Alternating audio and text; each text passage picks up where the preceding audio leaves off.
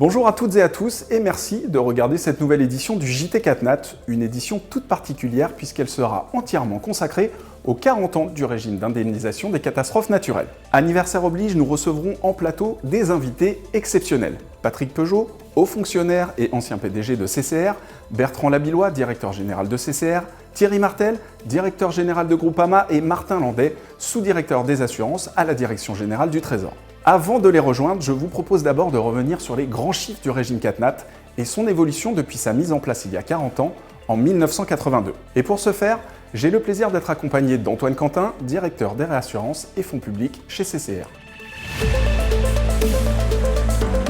On va commenter un premier slide de cette première évolution chronologique du régime avec quelques dates clés. Qu'est-ce que vous pouvez m'en dire? Une première date essentielle, bien entendu, c'est le 13 juillet 1982, puisque c'est la date de la loi qui instaure le régime 4 Nat. Donc effectivement, première date essentielle.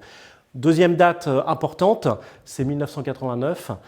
C'est l'intégration du péril sécheresse au sein du régime, péril dont on parle encore beaucoup aujourd'hui. Pourquoi intégration du péril sécheresse? C'est que dès son origine, le régime couvrait les mouvements de terrain et ce péril est assimilé à un mouvement de terrain. L'année suivante, le régime a été étendu aux Outre-mer, alors que jusqu'auparavant, il ne couvrait que la métropole. Et donc, il a assuré totalement cette péréquation entre la métropole et les Outre-mer. Un petit peu plus tard, en 1995, création du fonds Barnier, le fonds de prévention des risques naturels majeurs, qui est le principal levier en France de financement de la prévention.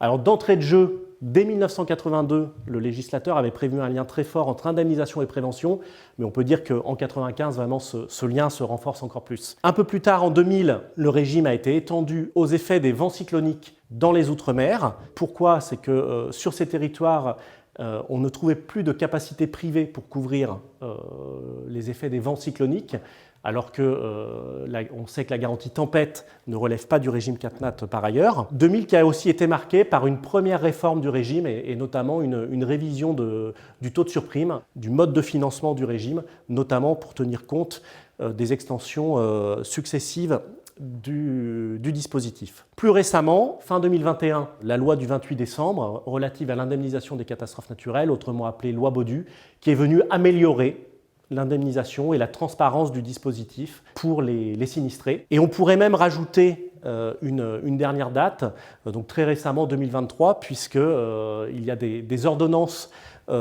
qui sont parues, qui viennent améliorer la prise en charge du péril sécheresse. Donc le régime continue d'évoluer, même récemment.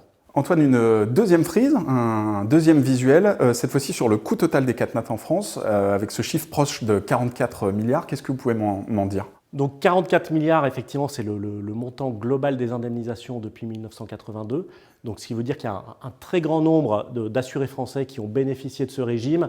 Plus de 3 millions de sinistres au titre des inondations, 800 000 sinistres sécheresse indemnisés. Donc effectivement, deux grands périls que j'ai déjà cités, inondations et sécheresse. Vous avez la répartition, alors qui peut être un peu trompeuse puisqu'elle est sur l'ensemble des 40 ans et ça masque un peu la dynamique de ces périls ces dernières années. La sécheresse, qui représente 37% sur l'ensemble du régime, est devenue ces dernières années le principal péril indemnisé. C'est clairement le premier péril pour les particuliers et même ces dernières années, c'est le premier péril au global pour le système. On peut citer aussi quand même d'autres périls moins fréquents mais qui peuvent avoir des conséquences tout à fait dramatiques. C'est notamment les cyclones. Donc on a en tête plusieurs épisodes de cyclones dans les Outre-mer qui ont pu être pris en charge grâce au régime 4 Nat. Et puis également les tremblements de terre, assez peu fréquents, mais on a connu plusieurs épisodes notables de tremblements de terre, même si on n'a pas encore connu le Big One, le tremblement de terre à Nice ou à Grenoble, qui sont des zones particulièrement exposées.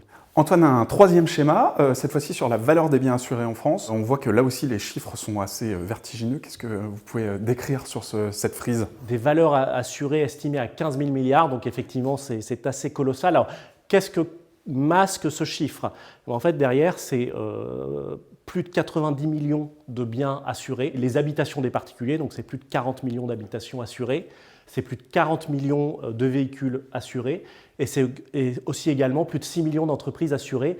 Donc grâce à ce mécanisme mis en place en 82, finalement, la quasi-totalité des habitants en France sont couverts. La quasi-totalité des entreprises sont couvertes, pour un coût en plus abordable, puisque pour un peu plus de 20 €, un particulier est couvert contre les catastrophes naturelles. Antoine, cette fois-ci, un point sur la sinistralité annuelle moyenne. On voit qu'il y a des différences entre tout ce qui est non automobile et automobile. Quelle est votre observation? Effectivement, la plus grosse part des dommages indemnisés concerne le non-auto, à la fois les entreprises et les habitations. Les véhicules sont surtout impactés par des inondations et des inondations éclairs où les particuliers n'ont pas le temps de déplacer leur véhicule. Donc c'est pour ça que les coûts sont quand même plus limités. Comme on l'a dit, deux principaux périls, inondations et sécheresse.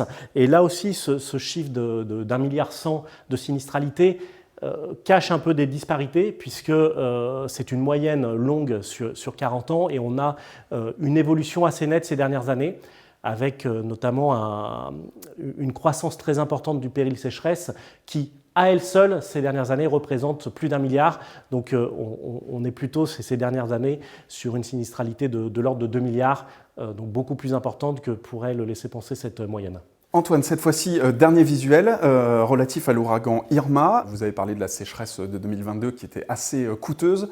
Jusqu'alors, c'était cet ouragan qui avait coûté le plus cher. Qu'est-ce que vous pouvez m'en dire? Jusqu'à l'an dernier, c'était vraiment l'événement le plus coûteux pour le régime.